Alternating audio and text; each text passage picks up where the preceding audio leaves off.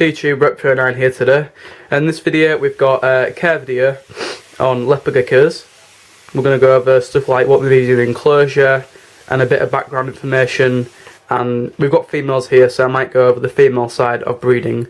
Okay, so a bit of background information on leopard geckos is they're found in the Middle East, places like Afghanistan, Iraq and areas like that. Size wise they get around 8 inches.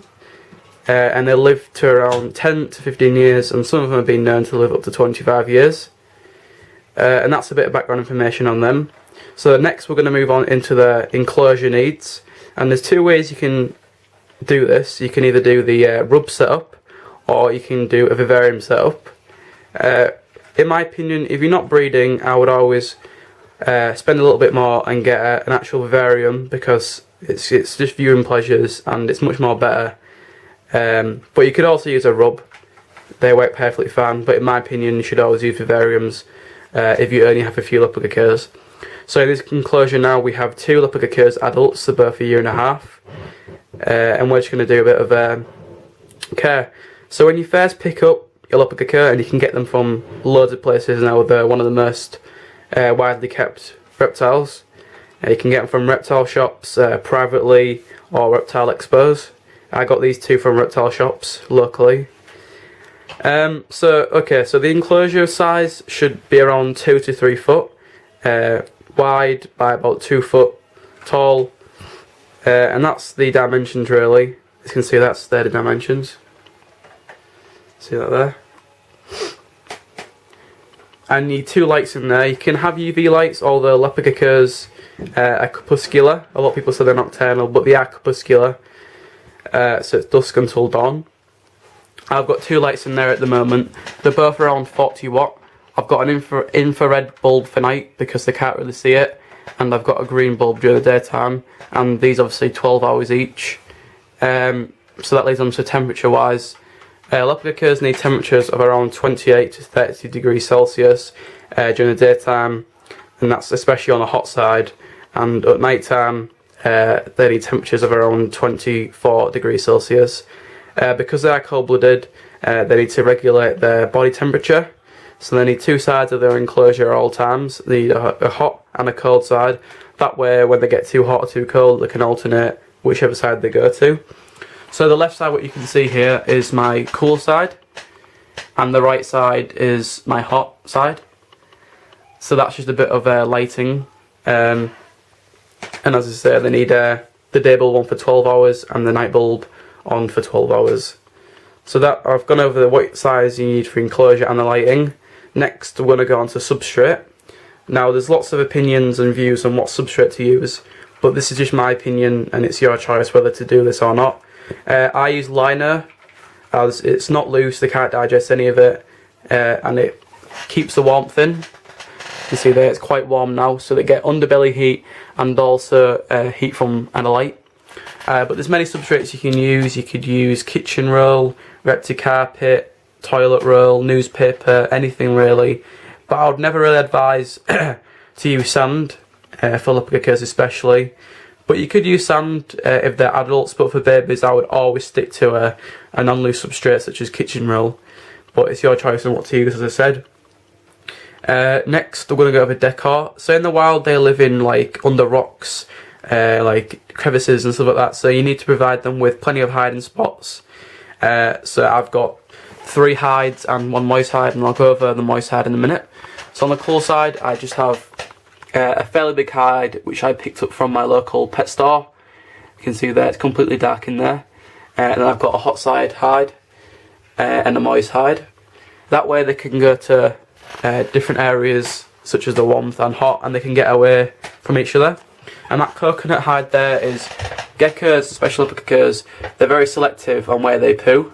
This is mainly it's kind of a deterrent for predators, so they'll always poo away from the area which they normally are in. So if they poo there and they live over there, that's obviously quite a sensible thing to do. So that's the hides. And you can make hides, people have used butter tubs.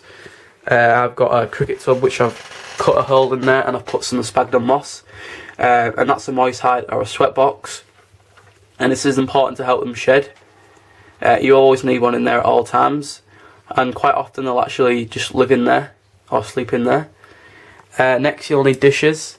You'll need a calcium dish if you are not providing them with UV lighting.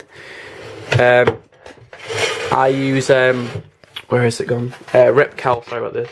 Repcal with vitamin D3, and in my opinion, this is the best brand. It's the most known, I would say, and it's very good. I have that in the dish as well as when I'm dusting the food, and I'll get onto that in a minute.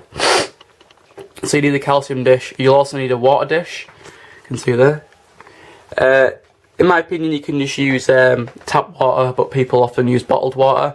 But I usually keep my spray bottle next to window ledge so the sun helps to get rid of all the chlorine.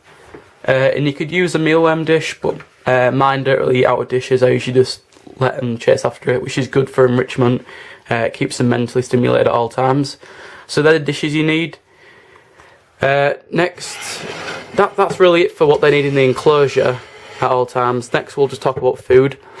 Leopard geckos are strictly carnivorous, so they need to be fed on a diet of insects, but they could also be fed on pinky mice, but I would only recommend that if they're underweight or if you're fattening for breeding, but I'll just stick to your waxworms really. So the main staple diet is going to be of crickets, and what I found is most animals when they get older, especially lizards, is they prefer locusts and they go off the crickets.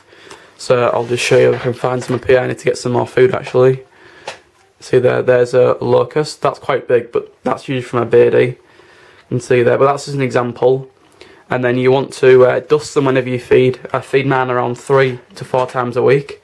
And what that basically is getting a tub filled with some calcium, such as this cricket tub, filled with some calcium. You put your insects in there and you shake it for about 30 seconds and then you feed.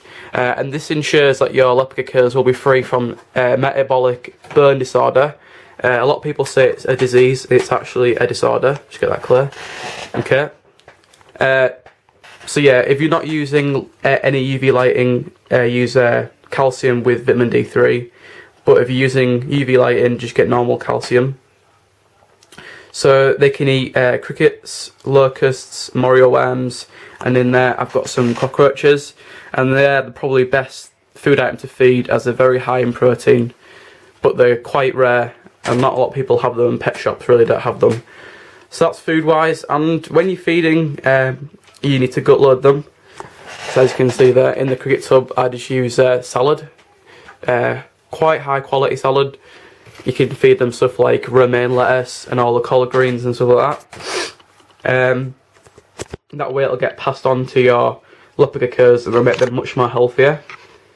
You need the food item around the same size as the width for the leopard gecko's head, although it can be a bit bigger, but you wouldn't feed a fully grown locust to a leopard gecko as they will have problems definitely eating it.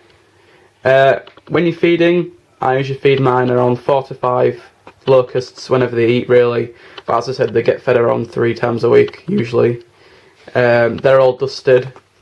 So next we'll go on to some common diseases and disorders which you'll see in leopard geckos and how to prevent them. So probably the most common illness in leopard geckos is metabolic burn disorder, and this is due down to basically husbandry and incorrect supplements. So it's not just supplements, it's the actual enclosure itself. So incorrect temperatures, humidity, stuff like that.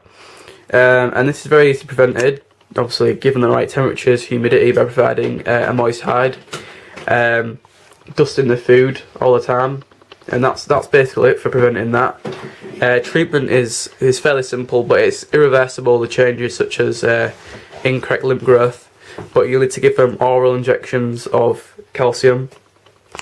There's also bad sheddings, which is due down to not high enough humidity, and this is very easily achieved by just putting a moist hiding there. You can use sphagnum moss or kitchen roll, but in my opinion I like to use sphagnum moss as it keeps moist for longer and it's much more comfier. But you could also use something like kitchen roll, but it dries out much easier. So this is one of my leopard geckos I've got. It's a female tramp albino. Very cool little thing. And then I've just got a normal as well.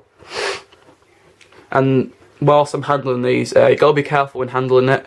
as they do have the tendency to drop the tail. But if you've got a quite tame, they won't really mind you touching it. But when you first get the Leopard Gecko, be careful when handling, as that's just something which can happen, and it's happened quite a lot. So that's the handling and some other illnesses. There's also Coccidia, which is a parasite. And correct me if I'm wrong, but I think most reptiles carry this internal parasite, and at low levels it's fairly harmless. But when the geckos poo, if you have insects in there, they could go and eat that.